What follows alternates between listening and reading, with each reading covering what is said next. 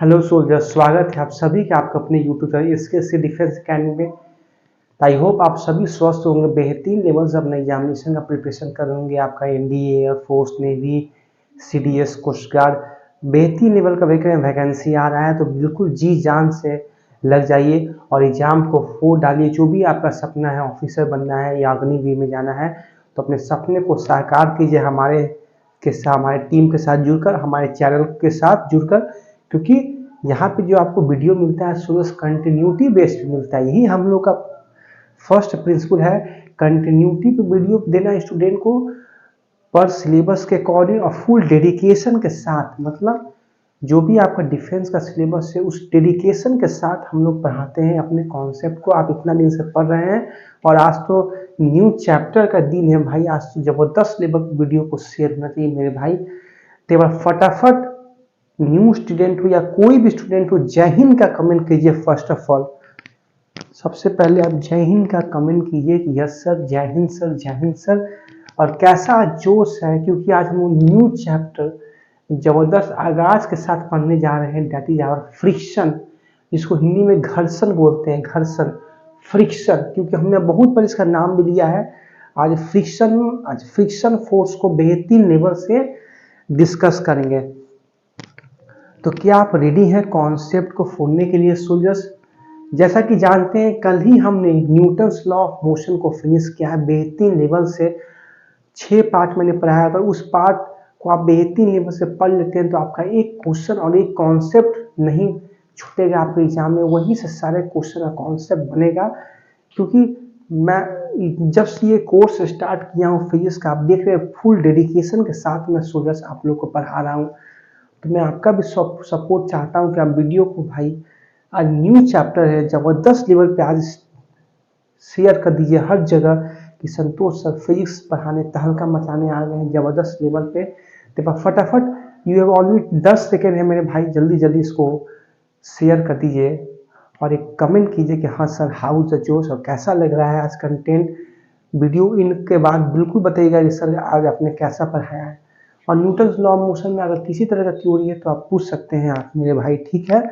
आपके लिए हम सोल्जर्स, बट आपको थोड़ा सा सपोर्ट करना है कि जिससे हमें मोटिवेशन मिले, ठीक है।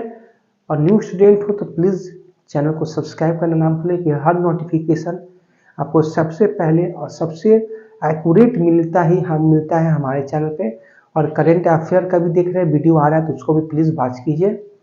तो हर आपको सिस्टमेटिक वे में कंटेंट मिल रहा है हमारे चैनल के द्वारा। बट आपको यही करना है कि उसको नॉलेज को एक्वायर करना है और सपोर्ट करते रहना है, जिससे हमें मोटिवेशन बने रहे, ठीक है। क्योंकि मैं तो मानूंगा नहीं, जब तक फिजिक्स कंप्लीट नहीं कराऊंगा तब तक मैं रुकूंगा नहीं, ठीक है। बस आपका सपोर्ट चाहिए, पढ़ते रहिए। तो आइए सोल्जर्स, आज बेहतरीन लेवल से हमारा न्यू चैप्टर फिजिक्स का, जो कि अगर आपका डिफेंस में, क्योंकि मैं कोई भी चैप्टर स्टार्ट करता हूँ तो पहले मार्किंग स्कीम पर हम लोग जाते हैं कि अगर आपका एयरफोर्स, नेवी, कोस्ट गार्ड, अगर इन 3 एग्जाम में देखा जाए तो फ्रिक्शन से आपके 2 क्वेश्चन मेरे भाई बनते हैं। आउट ऑफ 25 क्वेश्चन में 2 क्वेश्चन जो है इस फ्रिक्शन से बनता है। बहुत कॉन्सेप्चुअल चैप्टर है, न्यूमेरिकल उतना नहीं है, लगभग 80% थ्योरेटिकल है और 20% न्यूमेरिकल है, जो कि वो भी फॉर्मूला बेस पे न्यूमेरिकल आता है, ठीक है। क्योंकि अगर इसका एडवांस कॉन्सेप्ट देखा जाए आईआईटी जेई लेवल का तो न्यूमेरिकल काफ़ी अच्छे बनते हैं, बट उस लेवल का तो हमें पढ़ना नहीं, हमें डिफेंस लेवल का पढ़ना है। और अगर ऑफिसर लेवल पे देखा जाए एनडीए और सीडीएस में, तो इसके 1 क्वेश्चन आते हैं। मैं झूठ नहीं बोलूंगा, एनडीए सीडीएस लेवल में 1 क्वेश्चन आते हैं, वो भी सिंपल आएगा, सिंपल क्वेश्चन, ठीक है। तो अब मार्किंग स्कीम भी डिस्कस हो गया सूरज। तो अब वो समय आ गया चैप्टर को स्टार्ट करने के लिए, इसको नया इंजन देकर, मोबिल देकर, इसको बेहतरीन लेवल से इसको प्लेटफॉर्म पे रन करवाने का ये समय आ गया है। तो क्या चैप्टर कभी आपने नाम सुना भी है कि नहीं? क्योंकि अगर आप जूनियर क्लास में, मुझे लग रहा है कि आप ये पढ़े भी हैं फ्रिक्शन चैप्टर में भी। नहीं पढ़ा हुआ तो आपने 11 में तो पढ़े होंगे, ठीक है। मतलब कभी ना कभी नहीं पढ़े होंगे, तो इस बार जो मैं पढ़ा दूंगा तो आप जिंदगी भर फ्रिक्शन को कभी नहीं भुलाएगा, ये मेरा वादा है, ठीक है। तो आइए शुरू करते हैं फ्रिक्शन, जिसको हिंदी में बोलते हैं घर्षण। घर्षण हमने 2D मोशन में बात लिया था, न्यूटन्स लॉ मोशन में तो काफ़ी इसका बात आ रहा था, मैंने एक बार डायरेक्ट फॉर्मूला भी लिख दिया था। आपका कहा 2D मोशन में जब मैं पढ़ा रहा था टर्निंग ऑफ रोड में, कि वहाँ पे जब हम लोग रोड पे टर्न करते हैं तो हमें एक रिक्वायर्ड सेंटीपिटल फोर्स देता है जो है फ्रिक्शनल फोर्स, जिसका वैल्यू होता है mu naught N, where N is normal reaction force. मैंने ये भी बोला था कि ये फॉर्मूला कैसे आएगा ये हम लोग फ्रिक्शन में डिस्कस करेंगे, और आज वो इस समय आ गया है, क्योंकि फ्रिक्शन भी आपका एक फोर्स ही है, फ्रिक्शनल फोर्स। घर्षण भी एक तरह का बल ही है, बट एक यही इसका एक इंपॉर्टेंस है हमारे फिजिक्स चैप्टर में कि जिस डायरेक्शन में फोर्स लगता है उसके ये अपोजिट डायरेक्शन में फ्रिक्शनल फोर्स लगता है, मतलब कहीं ना कहीं मोशन को ये अपोज करता है मेरे भाई, ये गति को विरोध करता है फ्रिक्शन फोर्स। फ्रिक्शन फोर्स का देखा जाए तो बहुत इंपॉर्टेंस है, बहुत इसका मतलब प्रोज एंड कॉन्स है, एडवांटेज भी है डिसएडवांटेज भी है। हम रोड पे चलते हैं तो वो भी फ्रिक्शन की ही वजह से, हालांकि होता है हम लोग रोड पे चलते हैं तो ग्राउंड को पुश करते हैं पीछे की ओर, तो हमें एक रिएक्शन मिलता है जिस वजह से हम लोग आगे की ओर बढ़ते हैं, एक्शन रिएक्शन, बट फ्रिक्शन भी वहां पे रहता है सरफेस के बीच में, ठीक है। फिर केले के छिलके पर हम लोग गिर जाते हैं, फिसल जाते हैं, क्यों? क्योंकि उसका जो सरफेस होता है वो स्मूथ रहता है, वहां पे उतना हमें फ्रिक्शन नहीं मिल पाता है। तो इसका जो बहुत तरह का डेली लाइफ है वो हर चीज हम लोग डिस्कस करेंगे, ठीक है। तो फ्रिक्शनल फोर्स बेसिकली आता कहां से, कब इसका ऑरिजिनेशन, कब इसका स्टार्टअप होगा? तो जब तक हम लोग किसी भी ऑब्जेक्ट पर फोर्स नहीं लगाएंगे, ध्यान से सुनिए, जब मैं कहूंगा तब लिखना है, जब भी किसी ऑब्जेक्ट पे फोर्स आप नहीं लगाइएगा आप पे घर्षण बल भी नहीं लगेगा। मतलब जब जब किसी भी ऑब्जेक्ट पर फोर्स लगेगा तभी उसका ये अपोज करेगा कौन? घर्षण बल, फ्रिक्शनल फोर्स। अब क्वेश्चन पूछता है कि सर ये आता कब है? ये तो आपने बता दिया कि आता है फोर्स की वजह से उसके मोशन को अपोज करने के लिए। अब मुझे आप बताइए कि आता ये कब, व्हेन इट विल कम्स। तो इसका जवाब आप ध्यान से सुनिए, फ्रिक्शनल फोर्स आपका आता है दो सरफेस के कांटेक्ट की वजह से। मान के चलिए ये मेरा हाथ है, ये जो पाम है हथेलिया है, ये एक सेकंड है ना, इसका ये सरफेस है। इन दोनों सरफेस को अगर रब करेंगे तो देख रहे हैं सरफेस क्या हो रहा है, कांटेक्ट में आ रहा है। तो जब भी कोई दो सरफेस आपस में कांटेक्ट में आते हैं तो उस वजह से जो फोर्स जनरेट होता है, जो फोर्स को अपोज करता है, वही आपका फ्रिक्शनल फोर्स है। जैसे ये दो सरफेस को हम लोग रब कर रहे हैं, रब करने का मतलब है जितना जोर से रब करेंगे उतना ही इसका इंटरलॉकिंग टाइट होगा, इंटरलॉकिंग, जिससे ये बंधे हुए हैं, जिससे ये जुड़े हुए हैं। तो जितना जोर से हम लोग इसको रब करेंगे दो सरफेस को, उतना ही इसका इंटरलॉकिंग टाइट रहेगा। और कहीं ना कहीं जब इसको रब कर रहे हैं तो एक हम इस पर फोर्स भी अप्लाई कर रहे हैं। और मैंने अभी बोला कि जब भी हम किसी पर फोर्स लगाते हैं तो उसका एक अपोज करने के लिए एक जन्म लेता है, वो हमारा है फ्रिक्शनल फोर्स, जो हमारे मोशन को अपोज करता है। तो एक बात क्लियर हो गई कि फ्रिक्शनल फोर्स आता है फोर्स अप्लाई वजह से मोशन को अपोज करने के लिए। ये कब आता है? जब दो सरफेस कांटेक्ट में रहते हैं। तो क्या ये दो कॉन्सेप्ट आपको दिमाग में अटा कि नहीं? आप चिंता मत कीजिए, मैं अभी आपको और एग्जांपल दूंगा कि जिससे आपका फ्रिक्शन का बेस आपके माइंड में बैठ जाए, क्योंकि जब तक फ्रिक्शन का कॉन्सेप्ट नहीं आएगा, क्योंकि आगे फ्रिक्शन का टाइप्स पढ़ेंगे, बेहतरीन लेवल का कॉन्सेप्ट पढ़ेंगे, तो जब तक आप फ्रिक्शन को नहीं समझ पाइएगा तो आगे का कॉन्सेप्ट आपको समझ में नहीं आएगा। और मेरा ये अपना ही अलग स्टाइल है पढ़ाने का, बिल्कुल यूनिक लेवल का अपने YouTube पर, ठीक है। जैसे मान चलिए ये भी आपका दो ऑब्जेक्ट है, ये इसका ये सरफेस, ये दोनों को सरफेस को रब करेंगे तो इससे भी एक घर्षण बल का स्टार्टअप होगा। इससे भी रब कर रहे हैं तो फ्रिक्शन फोर्स हो रहा है, क्योंकि इसको रब कर रहे हैं तो कहीं ना कहीं हम एक उस पर फोर्स अप्लाई कर रहे हैं, और जितना जोर से करेंगे उतना ही फ्रिक्शन फोर्स का देख रहे हैं वैल्यू बढ़ रहा है। देख रहे हैं जितना जोर से आप दोनों सरफेस को रब कीजिएगा उतना ही इनके बीच में इंटरलॉकिंग एक बाइंडिंग फोर्स बढ़ेगा, जिस वजह से फोर्स बढ़ेगा तो उस मोशन का अपोज करने के लिए कौन आएगा मेरे भाई, फ्रिक्शनल फोर्स। इसका डायरेक्शन जो होता है मेरे भाई वो होता है ओपोजिशन ऑफ द, इसका जो डायरेक्शन होता है मेरे भाई वो फोर्स के विपरीत दिशा में होता है, फोर्स के विपरीत दिशा में होता है।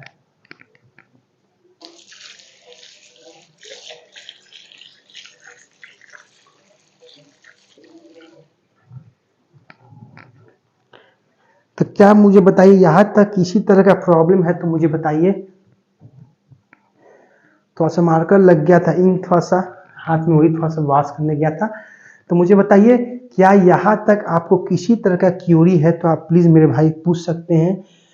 क्या जो मैं बोला ये समझ में आया है कि नहीं।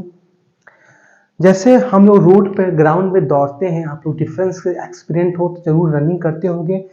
फेज 2 में आपका रनिंग होता है, ठीक है, एयरफोर्स फेज 2 में रनिंग होता है, हर डिफेंस में रनिंग तो जस्ट है।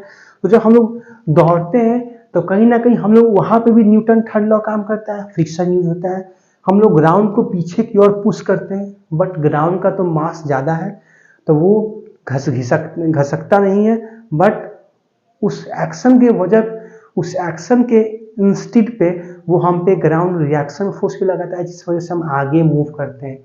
तो हमारा पैर का जो मतलब लोअर पार्ट है, एरी जो है, नील वाला जो पार्ट है, ये बॉटम सरफेस, ग्राउंड का लेयर जो है, ग्राउंड का सरफेस, वो दोनों भी तो कांटेक्ट में आ रहा है। तो जब कोई भी जो दो ऑब्जेक्ट जब कांटेक्ट में आता है तो वहां पे फ्रिक्शन फोर्स लगता ही है। ये एकदम निश्चित है कि अगर दो कोई सरफेस अगर कांटेक्ट में आ रहा है, उनके बीच में इंटरलॉकिंग बढ़ रहा है, तो फ्रिक्शन फोर्स उसी रेट में आएगा। मतलब जब भी दो ऑब्जेक्ट कांटेक्ट में रहेगा तो उनसे फ्रिक्शन फोर्स जनरेट होगा। अभी हम लोग डिफरेंट सिचुएशन देखेंगे कि जब आपका ऑब्जेक्ट रेस्ट में है, जब कोई वस्तु में मोशन नहीं हो रहा है, तब भी फ्रिक्शन फोर्स अप्लाई होगा। मैं अभी बताऊंगा। अभी तो मैं जैसे सिचुएशन बता रहा था वो सबको मैंने मोशन में करवा रहा था। दो सरफेस को रब कर रहा हूं तो वो मोशन में है। आप दौड़ रहे हैं या चल रहे हैं तो आप मोशन में हैं। बट मैं अभी आपको ऐसा एक टाइप बताऊंगा सिचुएशन जहां पे आपका बॉडी जो है रेस्ट में है, तब भी वहां पे फ्रिक्शन लगेगा। तो वो सारे सिचुएशन हम लोग देखेंगे।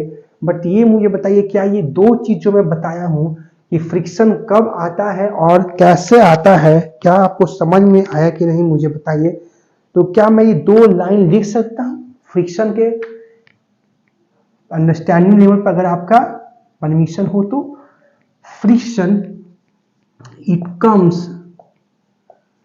comes only when two surface are in contact। ये तभी आता है जब दो सरफेस कांटेक्ट में रहते हैं। Second point, it oppose the direction of motion that is opposite to direction of force। ये पहला ये आता है जब दो सरफेस कांटेक्ट में रहते हैं। सेकेंड पॉइंट, ये हमेशा मोशन के डायरेक्शन को अपोज करता है। मतलब मोशन जिस डायरेक्शन में हम लोग जिस डायरेक्शन में फोर्स अप्लाई कर रहे हैं उसके ये अपोजिट डायरेक्शन में लगता है कौन, घर्षण बल, फ्रिक्शनल फोर्स। तो क्या ये दो पॉइंट आपको समझ में आया कि नहीं मुझे कमेंट कीजिए मेरे स्टूडेंट्स। बेहतरीन लेवल का हम लोग कॉन्सेप्ट पढ़ रहे हैं हमारा फ्रिक्शन फोर्स। कोई दो सरफेस को आप रब कर सकते हैं, ठीक है। जैसे आप कपड़ा खींचने वाला एक आता है ब्रश, वो भी हम लोग कपड़ा पे उसको रब करते हैं तो देखते हैं जितना मोशन लगाते हैं, जितना फोर्स लगाते हैं, तो वहां भी जब हम लोग कपड़ा को रब कर रहे हैं तो वहां भी कपड़ा का सरफेस और ब्रश का सरफेस दोनों कांटेक्ट में आ रहा है, तो वहां भी फ्रिक्शन फोर्स लगता है मेरे भाई। जितना ही ज्यादा आप उसको कपड़ा को रब करते हैं उतना ही हमें फ्रिक्शनल फोर्स महसूस करने को मिलता है, क्योंकि जब जब आपका दो सरफेस कांटेक्ट में आएगा निश्चित घर्षण बल लगेगा। ठीक है, तो क्या इतना बेस आपके दिमाग में बैठा कि नहीं मुझे बताइए। फ्रिक्शनल फोर्स का एक बेसिक कॉन्सेप्ट आपके माइंड में बैठा कि नहीं। तो हम लोग कुछ आगे और कुछ हाई लेवल का एग्जांपल देखिए जिससे आपको समझ में आए कॉन्सेप्ट। मुझे बताइए ये 2 पॉइंट को मैं समझाया हूं, क्या यहां तक किसी तरह का क्यूरी होता प्लीज प्लीज पूछ लीजिए।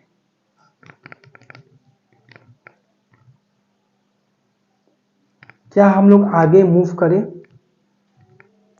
अब हम लोग डिस्कस करेंगे कि फ्रिक्शनल फोर्स जो है, जो घर्षण बल है, क्या ये जो घर्षण बल है फ्रिक्शनल फोर्स, क्या ये ऑब्जेक्ट के मास पर डिपेंड करता है कि नहीं। कि ऑब्जेक्ट अगर भारी है तो उस पर ज्यादा फ्रिक्शन फोर्स लगेगा, अगर ऑब्जेक्ट का मास कम है, पतला है, दैट मीन्स उसका सरफेस एरिया कम है, तो क्या उस पर फ्रिक्शन फोर्स कम लगेगा। इस पे डिपेंड करता है कि नहीं वो हम लोग समझा जाए। ठीक है, वो हम लोग समझ रहे हैं। मान के चलिए मैं आपको एक बेहतरीन लेवल का एग्जांपल देने के समझाने की कोशिश कर रहा हूं जो मेरे पास है। देखिए मान के चलिए ये आपका एक टेबल है। ठीक है, मान के चलिए ये आपका एक टेबल है, बेसिकली कपड़ा है, टेबल है। इस टेबल पे ये बोतल रखा हुआ है। ठीक है, तो बोतल का उतना भारी चीज तो नहीं है, इसको यहां से वहां आप उठाकर रख सकते हैं।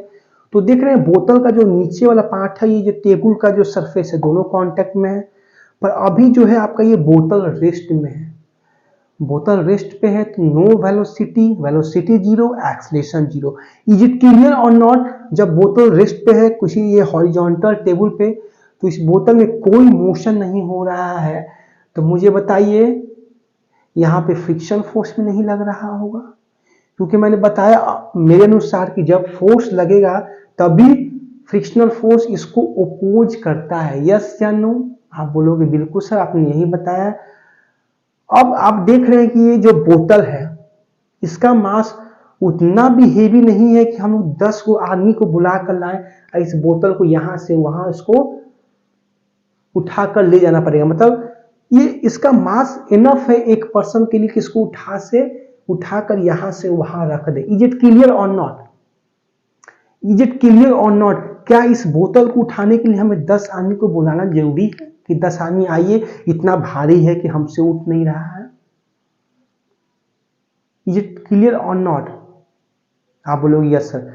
सपोज दैट इस बोतल को यहां से अगले टेबल पे कोई, मतलब इससे थोड़ा सा दूरी पे कहीं रखना है, यहां से इसको वहां पे रखने के लिए हमें 4 न्यूटन का बल लगाना पड़ेगा, तभी आपका फ्रिक्शन जो है, जो आपका बोतल है यहां से यहां डिस्प्लेस होगा। मैंने क्या बोला कि ये बोतल का इतना भी ज्यादा मास नहीं है कि हमें 10 बंदा को बुलाकर इसको 10 को आदमियों को बुलाकर इसको यहां से वहां रखना पड़ेगा। ये एक बंदा एनफ वे में इसको उठाकर वहां रख सकता है, क्योंकि इसका मास उतना नहीं है। अदर हेवी ऑब्जेक्ट्स अगर तुलना की जाए, कोई भारी मतलब ट्रंक हो गया या सोफा हो गया, उससे तो इसका मास कम ही ना है, हेवी मास से अगर कंपैरिजन की जाए। फिर क्या मैं बोला कि एक कंडीशन दिया हुआ है कि इस बोतल पे अगर हम 4 न्यूटन का बल लगाए तब ये यहां से वहां डिस्प्लेस होगा। मतलब अगर हम लोग इस पे ऐसे धीरे से छुनुक सा धीरे से अगर 1 न्यूटन का बल लगाएंगे, क्या मतलब छू रहे हैं, बस छुई मुई 1 न्यूटन का बल लगा रहे हैं, 1 न्यूटन ऐसे धीरे से बस पकड़ रहे हैं, नहीं होगा डिस्प्लेस। तो मैं आपको यही पूछना चाह रहा हूं कि क्या हम लोग 1 न्यूटन का जब इस पे हम लोग बल लगाएं तो क्या वहां पे भी फ्रिक्शनल फोर्स लग रहा था। क्योंकि जब हमने इस पर पहले तो कंडीशन दे दिया गया है कि इस बोतल को भैया अगर यहां से वहां उठा कर रखना है तो आपको 4 न्यूटन का बल लगाना पड़ेगा। फिर मैंने बोला कि शुरुआत में हमने इस पे 1 न्यूटन लगाया, छुई मुई 1 न्यूटन, ऐसे जस्ट छुआ, तो क्या ये इतना मतलब इतना में तो हल्का नहीं है, कैसे एक उंगली से ऐसे करके ऐसे रख देंगे, 1 न्यूटन तो वही हुआ। 1 न्यूटन का बल मतलब बहुत लिटिल अमाउंट ऑफ फोर्स लगा रहे हैं। तो एक अमाउंट ऑफ फोर्स लगा रहे हैं तो बोतल ही इस टेबल से नहीं खिसक रहा है 1 न्यूटन बल लगाने से। तो मैं अब ये क्वेश्चन आपसे पूछा कि क्या इस बोतल को जब मैं 1 न्यूटन का इस पे बल लगाया तो उस समय आपका बोतल मूव नहीं किया, इस सरफेस, इस टेबल के सरफेस को नहीं छुआ, तो क्या इस टाइम पर बोतल ने और इस सरफेस ने, टेबल का सरफेस फ्रिक्शनल फोर्स लगाया कि नहीं? मैं बोलूंगा बिल्कुल लगाया, क्योंकि फ्रिक्शनल फोर्स कहीं ना कहीं एक्शन रिएक्शन के कॉन्सेप्ट पर भी बेस्ड है आपका। जितना आप एक्शन करोगे उतना ही अमाउंट में फ्रिक्शनल फोर्स आपको अपोज करेगा आपके मोशन को। आपने इस बोतल को 1 न्यूटन का बल लगाया, तो बोतल का जो सरफेस है, जो टेबल का जो सरफेस, दोनों जो कांटेक्ट में है, उन्होंने भी आप पर 1 न्यूटन का बल लगाया, तब जाके कैंसल आउट ईच अदर हो गया। अब बोतल आपका मूव नहीं किया। फिर हमने लगाया हल्का 2 न्यूटन का बल लगाया, तब भी बोतल घिसक नहीं रहा है, क्योंकि कंडीशन दिया हुआ है कि जब तक आप इस पे 4 न्यूटन से ज्यादा फोर्स नहीं लगाओगे तब तक ये मूव नहीं करेगा। 2 पे भी मूव नहीं किया, पर जब हमने 2 न्यूटन इस पे फोर्स लगाया उस समय भी इस पे फ्रिक्शन फोर्स लग रहा था। हालांकि ये बोतल रेस्ट में है, बोतल मूव तो नहीं कर रहा है, तब भी फ्रिक्शनल फोर्स लगा रहा था। अगर हम लोग मोशन 2 न्यूटन का लगा रहे हैं तो फ्रिक्शन क्या है, इसके अपोजिट डायरेक्शन में लग रहा है, बट लग रहा है उसी अमाउंट में। इस बोतल का सरफेस, ये टेबल का सरफेस लगा रहा है हम पे रिएक्शन फोर्स भी, फ्रिक्शनल फोर्स भी। फिर हमने 3 न्यूटन लगाया तब भी बोतल नहीं मूव किया। 4 न्यूटन लगाया, 4 न्यूटन पे जब हम लोग पहुंच गए तो इस फ्रिक्शन के लिमिट कंडीशन पे पहुंच गए, अधिकतम सीमा जिसको बोल सकते हैं, मतलब पानी सर से ऊपर बह गया। मतलब अब तो आपने 4 न्यूटन तक का बल लगा दिया। अब तो बोतल भैया ने बोला कि अब, क्योंकि बोतल जिस टेबल पे है उस टेबल पे एकदम चिपक गया है, वहां से हिलने का ये नाम ही नहीं ले रहा है। अब बोतल भैया बोल रहा है कि नहीं भाई, जो ये बंदा फोर्स, अब ये भाई धीरे धीरे फोर्स का अमाउंट बढ़ रहा है, और मैंने कंडीशन रख दिया है कि 4 से जो ज्यादा लगाएगा तब मैं हिल जाऊंगा। अब लग रहा है कि हमें, मेरे टेबल, मेरे भैया बिछड़ने का समय आ गया है, क्योंकि ये आदमी धीरे धीरे बल का अमाउंट बढ़ा रहा है। बताइए, ये हमारे अधिकतम सीमा तक पहुंच गया है, ये हम पे 4 न्यूटन का बल लगा दिया। अब अगर इस 4 न्यूटन से एक भी दशमलव, एक भी पॉइंट अगर ये आधा बढ़ा, अगर 4.1 भी ये बंदा फोर्स लगाया तो मैं मोशन में आ जाऊंगा, मैं टेबल से अपना पोजीशन चेंज कर दूंगा। तो ये बेहतरीन लेवल का हमने कॉन्सेप्ट पढ़ा कि बोतल को टेबल से डिस्प्लेस करने के लिए, उसके पोजीशन को चेंज करने के लिए हमें 4 न्यूटन से ज्यादा बल लगाना था, तभी जाके आपका बोतल मोशन में आएगा। फिर मैंने क्या क्वेश्चन पूछा कि क्या आपका बोतल जब रेस्ट में है, जब बोतल को हम हॉरिजॉन्टल टेबल पर रखे हैं, तो बोतल का सरफेस और उस टेबल का सरफेस दोनों एक दूसरे से लेयर में कांटेक्ट है, इंटरलॉक है, तो क्या उस समय फ्रिक्शन फोर्स लग रहा है कि नहीं?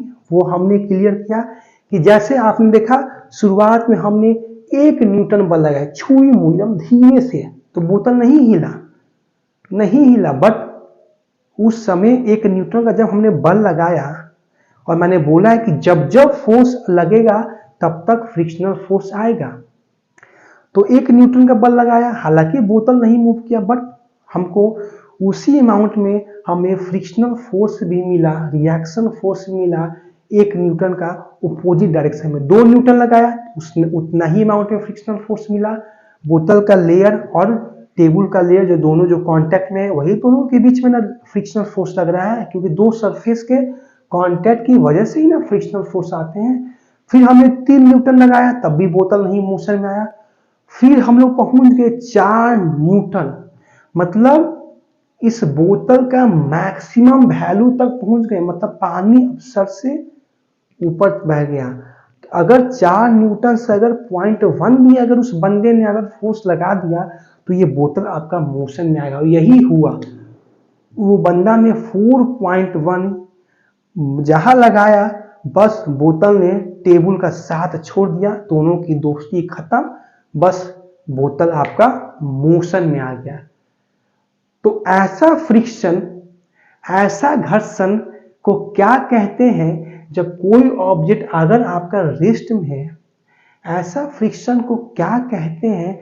जब कोई ऑब्जेक्ट रेस्ट पे हो, तो रेस्ट पे है तब भी फ्रिक्शन फोर्स लग रहा है, तो उस फ्रिक्शन को बोलते हैं स्टैटिक फ्रिक्शन। स्टैटिक फ्रिक्शन, वैसा फ्रिक्शन जब रेस्ट पे हो, तो जब कोई ऑब्जेक्ट रेस्ट पे हो, फोर्स लगाने पे जो फ्रिक्शन जनरेट होता है, तो उस फ्रिक्शन को नाम देते हैं स्टैटिक फ्रिक्शन।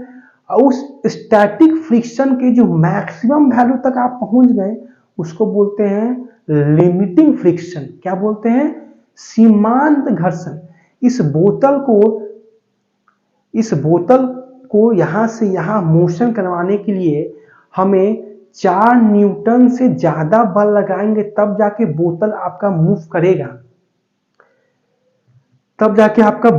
करेगा, बट उससे पहले वो बोतल रेस्ट में ही रहेगा, क्योंकि उसने वो 4 न्यूटन क्या है, उसका लिमिटिंग कंडीशन है, उसका मैक्सिमम वैल्यू है उस घर्षण बल का।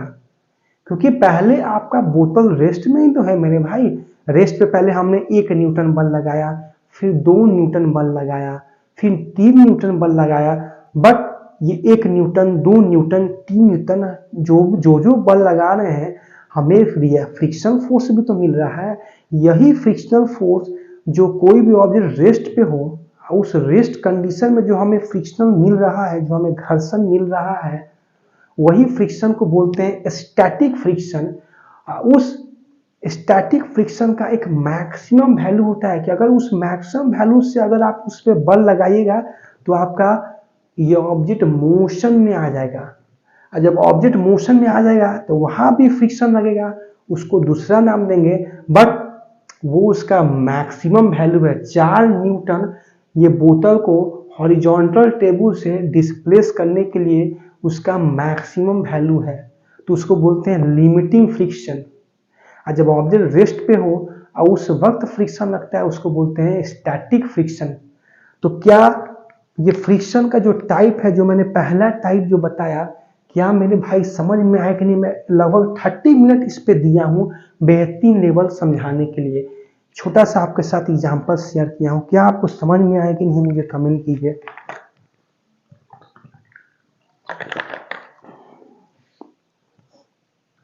तो हम लोग लिख सकते हैं टाइप्स ऑफ फ्रिक्शन, हम लोग टॉपिक डालिएगा, जो मैं बोला हूं वही लिखूंगा, टाइप्स ऑफ फ्रिक्शन। पहला पढ़ते हैं स्टैटिक फ्रिक्शन। नाम से क्लियर है, जब आपका ऑब्जेक्ट रेस्ट पे होता है। ये बहुत इंपॉर्टेंट कॉन्सेप्ट है, ऐसा आपको एक्सप्लेनेशन कहीं नहीं मिलेगा। इस बेसिक लेवल से मैं आप लोग को एक्सप्लेन कर रहा हूं, तो प्लीज वीडियो को इन तक देखिए और कमेंट करते रहिए क्या समझ में आ रहा है कि नहीं। when one object move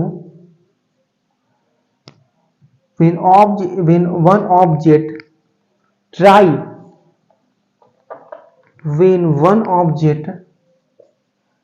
try to move over other surface, when one object try to move over other surface, but motion does not actually started till its maximum value then this opposing frictional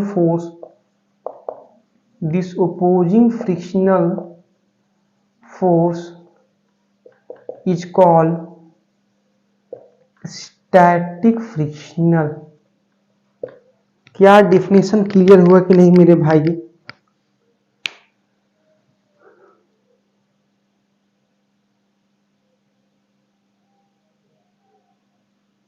मैं वही लिखा हूं कि जब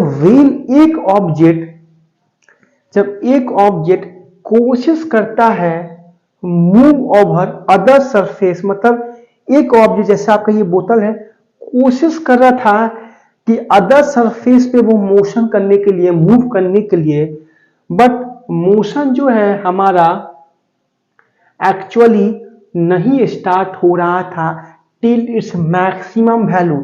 motion तब तक apply नहीं हो रहा था जब तक हम लोग उसके मैक्सिमम वैल्यू तक नहीं पहुंच रहे थे।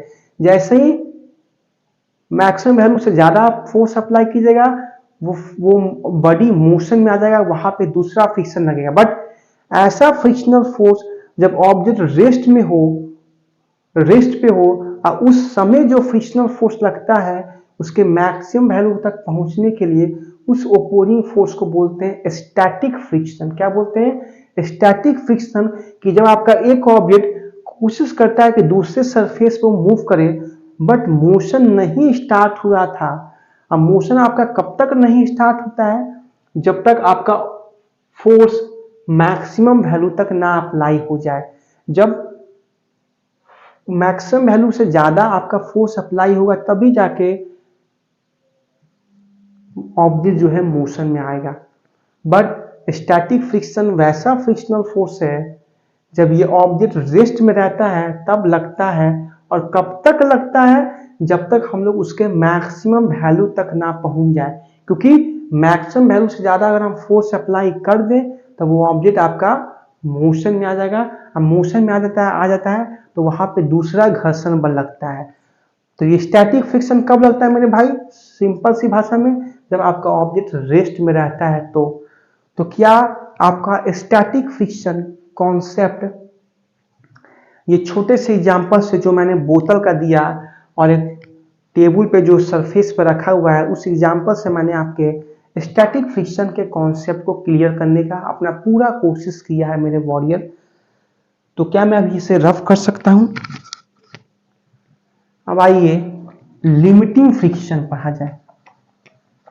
लिमिटिंग फ्रिक्शन कोई दूसरा नाम नहीं है मेरे भाई, यही स्टैटिक फ्रिक्शन का ही मैक्सिमम वैल्यू है, अधिकतम मान है जहां तक उस ऑब्जेक्ट का मोशन अभी तक स्टार्ट नहीं हुआ है। बट अगर उस मैक्सिमम वैल्यू से बढ़ जाए तो ऑब्जेक्ट का मोशन स्टार्ट हो जाएगा। यही ना हमने पढ़ा है।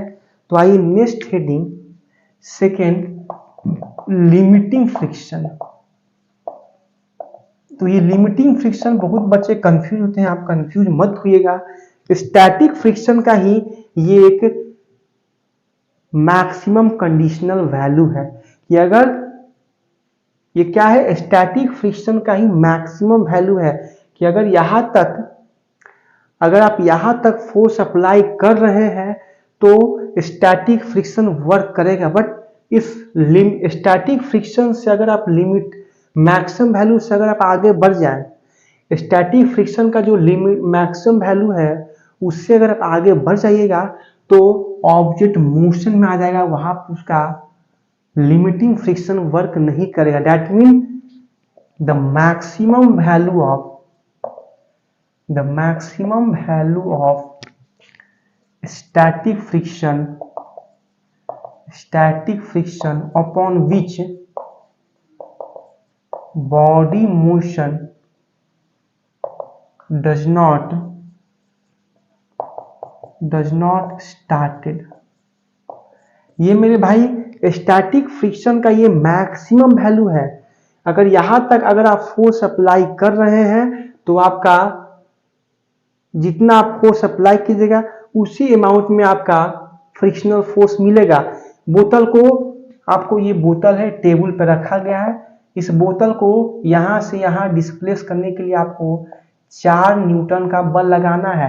तो ये 4 न्यूटन क्या है, लिमिटिंग फ्रिक्शन है, लिमिटिंग वैल्यू है, मैक्सिमम वैल्यू है कि अगर 4 न्यूटन तक बल लगाइएगा तो ये आपका बोतल का और जो ये टेबल का जो सरफेस है वो आपको फ्रिक्शनल फोर्स प्रोवाइड करेगा। अगर आप 1 न्यूटन दीजिएगा तो आपको 1 न्यूटन फ्रिक्शनल फोर्स देगा। 4 न्यूटन समझ लीजिए इसके पास 4 रुपया ही है।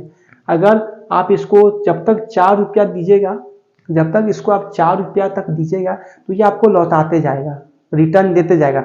बट जैसे ही आप इसको 5 रुपया दीजिएगा तो ये तो नहीं दे पाएगा, क्योंकि इसके पास सिर्फ 4 रुपया ही इसके पास मैक्सिमम रुपया है।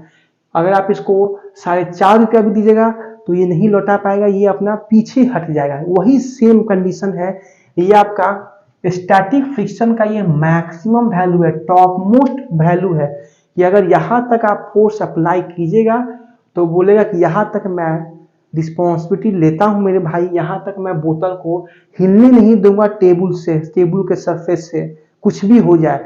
बट जहाँ ये फोर्स से अगर 4.1 भी फोर्स अप्लाई हो जाएगा तो आपका फ्रिक्शनल फोर्स, लिमिटिंग फ्रिक्शनल, मतलब अगर ये स्टैटिक फ्रिक्शन का लिमिटिंग वैल्यू या मैक्सिमम वैल्यू 4.1 अप्लाई कर दे तो ये लिमिटिंग फ्रिक्शन काम नहीं करेगा, ना लिमिटिंग फ्रिक्शन काम करेगा ना ही स्टैटिक फ्रिक्शन काम करेगा। क्योंकि स्टैटिक फ्रिक्शन आपका वर्क करता है जब आपका ऑब्जेक्ट रेस्ट पे होता है तब, क्योंकि आपने तो इसका मैक्सिमम वैल्यू जो 4 न्यूटन है इससे आपने मैक्सिमम फोर्स अप्लाई कर दिया, तो अब तो ये जो बोतल है ये मोशन में आ जाएगा, अपने पोजीशन को चेंज करेगा, दूसरे सरफेस में जाएगा। तो इस कंडीशन में यहाँ पे स्टैटिक फ्रिक्शन वर्क नहीं करेगा। तो जब जब जब आपका बोतल मोशन में आ जाता है तो वहां पे जो फ्रिक्शन लगता है उसको बोलते हैं गतिज घर्षण, जिसको बोलते हैं काइनेटिक फ्रिक्शन।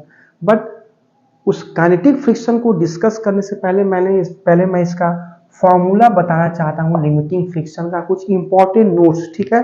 तो पहले बताइए यहाँ तक कोई थ्योरी है कि नहीं आपको। बेहतरीन लेवल से हम लोग मेरे भाई कॉन्सेप्ट को डिस्कस कर रहे हैं, आप देख सकते हैं बेहतरीन लेवल से।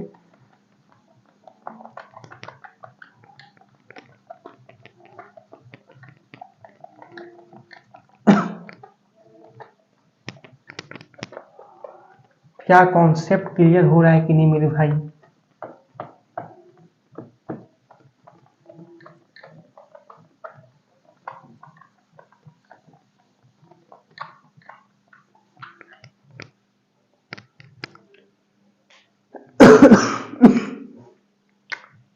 लिखिएगा factor depend on limiting friction. मतलब लिमिटिंग फ्रिक्शन पे कौन कौन सा फैक्टर डिपेंड करता है, क्योंकि हम यहाँ से एक फॉर्मूला को डिजाइन करने वाले हैं मेरे सोल्जर्स, ठीक है। पहला फैक्टर होता है नॉर्मल रिएक्शन फोर्स। ये नॉर्मल रिएक्शन फोर्स क्या है मेरे भाई, अरे वही नॉर्मल रिएक्शन फोर्स है जो हमने कल भी पढ़ा था और हमेशा पढ़ते आ रहे हैं कि अगर कोई ऑब्जेक्ट आपका सरफेस पे है तो नीचे की ओर उस पर फोर्स लगता है उसके वेट के according, that is your mg, और उसी के एक्शन पे अपोजिट में ऊपर की ओर लगता है reaction force, normal reaction force. जितना नीचे एक्शन हो रहा है उतना ही ऊपर रिएक्शन भी हो रहा है। तो इस बॉडी को स्टेबल कंडीशन के लिए हम लोग लिखते हैं R = mg। क्या ये हम पढ़ चुके हैं कि नहीं, आप बोलेगा यस सर। तो यही बोलना चाह रहा है कि जो आपका लिमिटिंग फ्रिक्शन है, सीमांत घर्षण है, वो इस नॉर्मल रिएक्शन फोर्स पे डिपेंड करता है। आप बोलोगे सर कैसे, मैं अभी समझाता हूँ। पहले लिख दूं normal reaction force, normal reaction force bracket में फ्रिक्शनल फोर्स, क्योंकि बेसिकली लिमिटिंग फ्रिक्शनल फोर्स का वैल्यू पढ़ना है। तो FL directly proportional to N। अब आइए इस पॉइंट को समझा जाए। पहले आप इसको हमने लिख दिया है, अब आइए इस पॉइंट को पहले डिस्कस करें। देखिए, और अगर आपका बॉडी रेस्ट पे है तो नॉर्मल रिएक्शन फोर्स = mg है, क्योंकि अगर R का वैल्यू ज्यादा हुआ तो मैंने कल ही बताया था आपका ऑब्जेक्ट ऊपर हवा में उड़ने लगेगा, ऐसा हो नहीं रहा है। अगर आपका ऑब्जेक्ट इक्विलिब्रियम में है, स्टेबल में है, तो ये R और mg दोनों अपने आप को बैलेंस करके रखे हुए हैं, ठीक है। अब देखिए ये बोतल, मैंने बोला कि ये बोतल का अगर मान के चलिए ये किसी सरफेस पे है, टेबल पे है, तो नीचे की ओर इस पे फोर्स लग रहा है दैट इज इक्वल टू इस वेट mg, और ऊपर की ओर इस पे नॉर्मल रिएक्शन फोर्स है, और ये ऑब्जेक्ट है, स्टेबल में है, तो n इक्वल टू mg है, ठीक है। इसका हमने एग्जांपल देखा। अब मान के चलिए इसका मास उतना ज्यादा है नहीं। अब मान के चलिए आपको अगर ड्यूटी दिया जाए कि आपको एक सोफा है, बड़ा सा सोफा है, उसको आपको डिस्प्लेस करना है। सोफा जो है फ्लोर पे, जमीन पे, फर्श पे रखा गया है, आपको ड्यूटी दिया है कि आपको अकेले यहां से उठाकर उसको अगले रूम में लेके जाना है। तो आप क्या करोगे? अरे भाई, वही बोतल कहा जाता है कि बोतल को रखना है, तो कितना आराम से दौड़ के जाते हैं, बोतल को अगले रूम में रख देते हैं। बट आपके माइंड पहले क्या स्ट्राइक हो रही है, यार सोफा है तो बड़ी भारी होगा। भारी कहने का मतलब है जरूर कहीं ना कहीं उसका मास ज्यादा है, यस या नो। उस पर हमें ज्यादा फोर्स लगाना पड़ेगा, ये एक आदमी का बस की बात नहीं है। क्योंकि मान चलिए अगर सोफा को यहाँ से वहां लगाना है, तो वहां पे तो 4 न्यूटन का बल से होगा नहीं, लगभग 50, 60, 70 न्यूटन का बल लगाना पड़ेगा।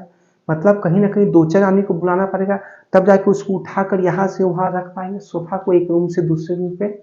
यस या नो मेरे भाई, बात तो समझ रहे हैं कि नहीं? तो मेरा ये कहने का ये मतलब है कि जो आपका लिमिटिंग फ्रिक्शन होता है वो नॉर्मल फोर्स पे डिपेंड होता है, और नॉर्मल फोर्स आपका mg होता है। mg में मास भी आता है और एक्सेलरेशन ड्यू टू ग्रेविटी आता है। तो ये आज जो है डायरेक्टली प्रोपोर्शनल है कि नहीं मास का, इस वजह से लिमिटिंग फ्रिक्शनल फोर्स भी मास के डायरेक्टली प्रोपोर्शनल होता है। अगर मान के चलिए अगर सोफा फर्श पे रखा गया है जमीन पर, तो सोफा का नीचे वाला पार्ट और फर्श जो है दोनों कांटेक्ट में है, तो फ्रिक्शन फोर्स लगेगा। मान के चलिए कि सोफा को उस फ्लोर से अगर हमें डिस्प्लेस करना है, उसको मोशन में लाना है, तो हमें 70 न्यूटन का बल लगाना पड़ेगा। मान के चलिए हम अकेले हैं, तो शुरुआत में 10 न्यूटन का बल लगा रहे हैं, तो आपका तो सोफा मूव नहीं करेगा, क्योंकि वहां पे कौन सा बल फ्रिक्शन फोर्स लग रहा है, हमारा स्टैटिक फ्रिक्शन लग रहा है, क्योंकि ऑब्जेक्ट आपका रेस्ट में है। हम उस पर 10 न्यूटन का फोर्स लगाए सोफा को डिस्प्लेस करने के लिए, तो उस वजह से हम पे रिएक्शन भी मिल रहा है 10 न्यूटन का फ्रिक्शनल फोर्स। कौन सा फ्रिक्शनल फोर्स? स्टैटिक। फिर 20 लगाए तब भी नहीं मूव किया, 30 लगाए तब भी नहीं, 40 लगाए तब भी नहीं, 50 लगाए तब भी नहीं। अब हम लोग उसके मैक्सिमम वैल्यू पहुंच गए 60 न्यूटन, क्योंकि पहले ही लिख दिया गया है कि 60 न्यूटन से अगर आप बेसी फोर्स लगाइएगा तभी जाके आपका सोफा मोशन में आएगा। तो हम लोग इस स्टैटिक फ्रिक्शन के टॉप मोस्ट मैक्सिमम वैल्यू तक पहुंच गए कि 60 न्यूटन क्या है, उस फ्रिक्शन का मैक्सिमम वैल्यू है। 60 न्यूटन तक बल लगाएंगे तो वो हमें रिएक्शन देगा। उसको अगर 60 मुक्का देंगे, 60 मतलब उसको मुक्का लाद देंगे, तो वो भी उसके बदले वो भी हमको 60 मुक्का लाद देगा। 60 रुपया देंगे तो वो हमें 60 रुपया देगा, क्योंकि उसके पास उतना मनी है। 60 रुपया उसके पास मैक्सिमम मनी है। बट जैसे ही आप उसको 65 रुपया भी दे दीजिएगा, अपना वो हाथ सरेंडर कर लेगा कि नहीं। अगर आप उसको 60.5 रुपया भी दे दीजिएगा, 60 रुपया 50 पैसा भी, तो वो साइड हो जाएगा कि अब आप सोफा को ले जाइए, क्योंकि आप मेरे मैक्सिमम वैल्यू तक आप पहुंच गए हैं। अब मेरी बस की बात नहीं है, पानी सर से ऊपर बढ़ गया, अब आप इस सोफा को यहां से वहां ले जाइए, क्योंकि आप मेरे मैक्सिमम वैल्यू लिमिटिंग फ्रिक्शनल भी हाथ सरेंडर कर लेगा कि आप मेरे टॉप मोस्ट पॉइंट पे पहुंच गए हैं, अब मैं वर्क नहीं करूंगा। तो 60 न्यूटन से अगर हम लोग ज्यादा लगाएंगे तो वहां पे आपका सोफा क्या है, मोशन में आ जाएगा। मतलब अब उसको हम लोग आराम से डिस्प्लेस कर लेंगे, ठीक है। इज इट क्लियर और नॉट? तो वही मैं बोल रहा हूं कि लिमिटिंग फ्रिक्शनल फोर्स वो नॉर्मल रिएक्शन फोर्स पे डिपेंड करता है।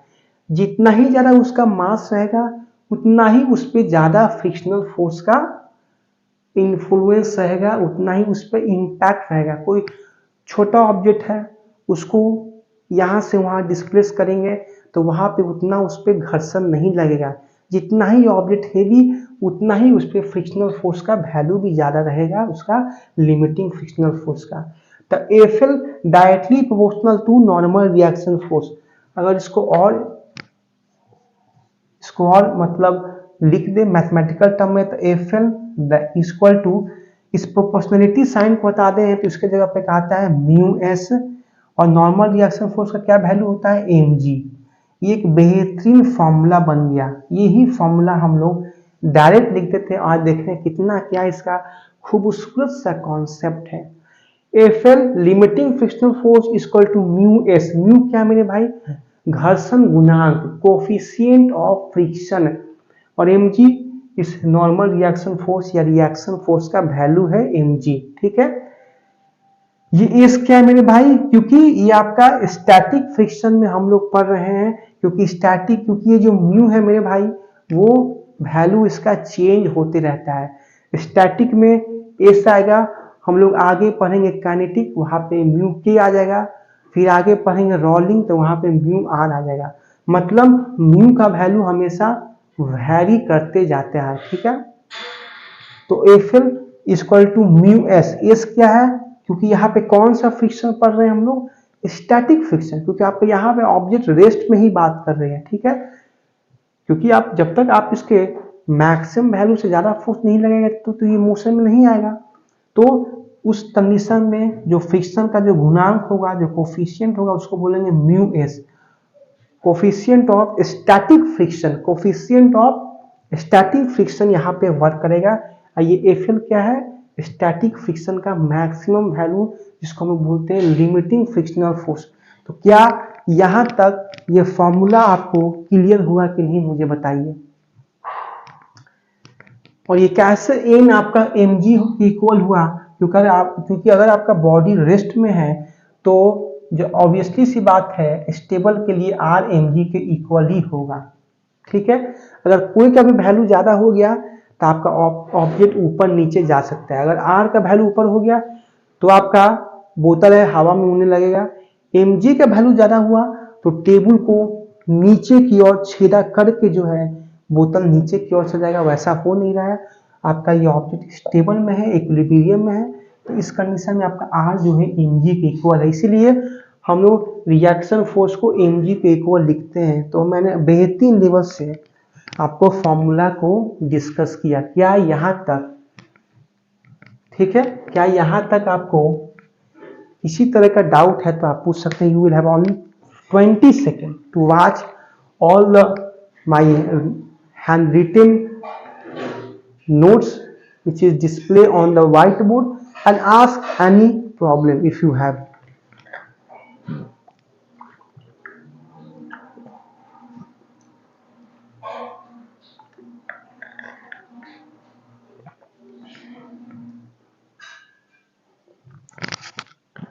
आइए इस कोफिशिएंट ऑफ स्लाइडिंग फ्रिक्शन, जो है ये कोफिशिएंट ऑफ स्टैटिक फ्रिक्शन है म्यू एस, आइए कुछ इसके बारे में भी जान जाए। क्या ये होता है, इस पर ये डिपेंड करता है। तो अभी तक जितना हम लोग पढ़े, एग्जाम के लिए अगर देखा जाए तो ये फॉर्मूला इंपॉर्टेंट है, F L equal to mu S M G. फिर ये भी इंपॉर्टेंट है कि लिमिटिंग फ्रिक्शन किसको कहते हैं, स्टैटिक फ्रिक्शन किसको कहते हैं। ये सारा चीज इंपॉर्टेंट हम लोगों ने पढ़ा है। ये बेस आज फर्स्ट क्लास है जो हम लोग बेसिक से एकदम चल रहे हैं, फ्रिक्शन को समझ रहे हैं कि फ्रिक्शन क्या होता है, फ्रिक्शन कब आता है, फ्रिक्शन के प्रकार पढ़ रहे हैं हम लोग। ठीक है, तो आइए अब नेक्स्ट कॉन्सेप्ट देखा जाए कि कोफिशिएंट ऑफ फ्रिक्शन जो है म्यू एस क्या होता है। ये इसके बारे में कुछ पढ़ा जाए जिससे आप एग्जाम में क्वेश्चन आया हुआ है उसको भी हम लोग डिस्कस करते हैं। ठीक है,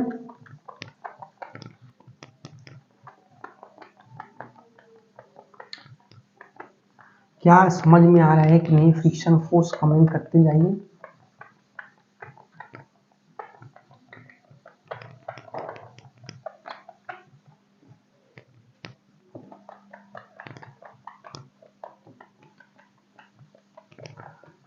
हेडिंग डाल लीजिए कोफिशिएंट ऑफ स्टैटिक फ्रिक्शन। ठीक है, coefficient of static friction, coefficient of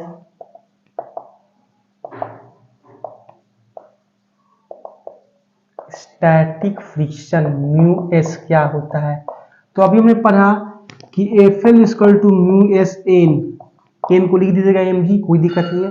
तो म्यू एस को लिख सकते हैं कि नहीं, एफ एल बाई एन, मतलब कोफिशिएंट ऑफ रिएक्शन का फॉर्मूला हो गया limiting frictional force by normal reaction force. Okay, अब बताइए इसका यूनिट क्या होगा, फ्रिक्शन फोर्स का म्यू एस का क्या यूनिट होगा मुझे बताइए। तो फ्रिक्शनल फोर्स का जो वैल्यू आ रहा है वो भी न्यूटन में ही आ रहा है, जितना फोर्स लगा रहे हैं वही उसको अपोज कर रहा है फ्रिक्शनल फोर्स। तो फ्रिक्शनल फोर्स का यूनिट भी न्यूटन, और नॉर्मल रिएक्शन फोर्स ये भी एक फोर्स ही है, जिसका यूनिट क्या है आपका न्यूटन है। तो न्यूटन से न्यूटन कर दिया, मतलब ये जो आपका म्यू एस है वो आपका यूनिट लेस और डायमेंशन लेस है। ये आपके एग्जाम में क्वेश्चन आ सकता है, यूनिट एंड डायमेंशन चैप्टर से दे देगा 4 ऑप्शन। बताइए इन सब में से कौन सा unit less and dimensional less है, दे देगा कोफिशिएंट ऑफ फ्रिक्शन, इस आपका दे देगा स्ट्रेस, स्ट्रेन, प्लैंक कांस्टेंट, फिर ऑप्शन दे देगा A B, B C, C D या ए सी डी, ऐसे करके दे देगा और आपको ऑप्शन से चूज करना पड़ेगा। ऐसे लेवल का क्वेश्चन बिल्कुल आते हैं यूनिट एंड डायमेंशन से। तो मैंने पहले ही बोला था कि जैसे हर चैप्टर हर टॉपिक एक दूसरे से लिंक है। यूनिट डायमेंशन तो आपका फिजिक्स का बैकबोन है, हर चैप्टर कितना भी बड़ा चैप्टर पढ़ लो इसके बिना काम ही नहीं चलता। ये मतलब इसके बिना मतलब किसी टॉपिक का इनिशिएट ही नहीं कर सकते। देखिए यहाँ पे भी यूनिट और डायमेंशन का कॉन्सेप्ट आपको आ गया। अब पढ़ेंगे कौन कौन सा आपका फैक्टर है जिसपे आपका ये coefficient of static friction depend करता है। मतलब कौन कौन सा फैक्टर है जिसपे आपका coefficient of static friction depend करता है और किस पे नहीं करता है, वो भी हम लोग डिस्कस करेंगे, ठीक है। पहला हम लोग पॉइंट लिखिएगा, हेडिंग डालिए, कोफिशिएंट ऑफ स्टैटिक फ्रिक्शन जो है किस पे डिपेंड करता है, ठीक है।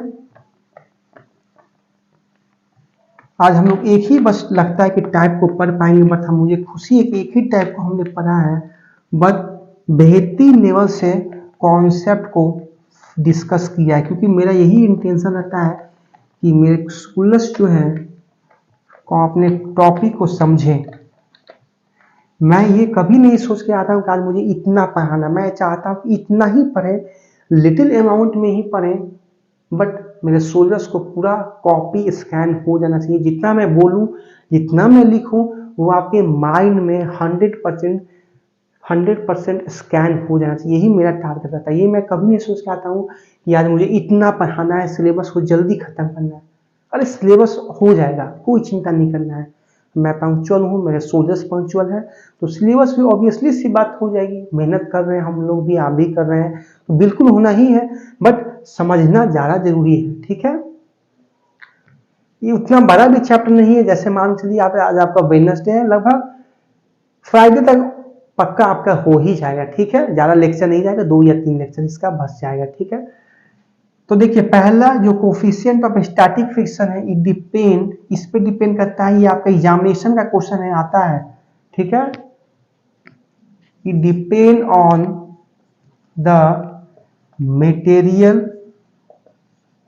और नेचर ऑफ मटेरियल, बस इसी पे ये डिपेंड करता है कि मटेरियल कैसा है। मटेरियल कहने का मतलब वही है, हेवी है कि लाइटर मास का बॉडी है या हेवियर मास का बॉडी है, उसका नेचर क्या है, उस सरफेस का नेचर कहने का मतलब स्मूथ सरफेस है या रफ सरफेस है। स्मूथ सरफेस है तो उसका म्यूएस का वैल्यू कम होगा, रफ होगा तो ज्यादा होगा।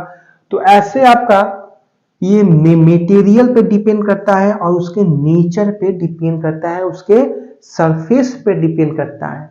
कौन? स्टैटिक फ्रिक्शन का म्यू एस, घर्षण गुणांक म्यू एस।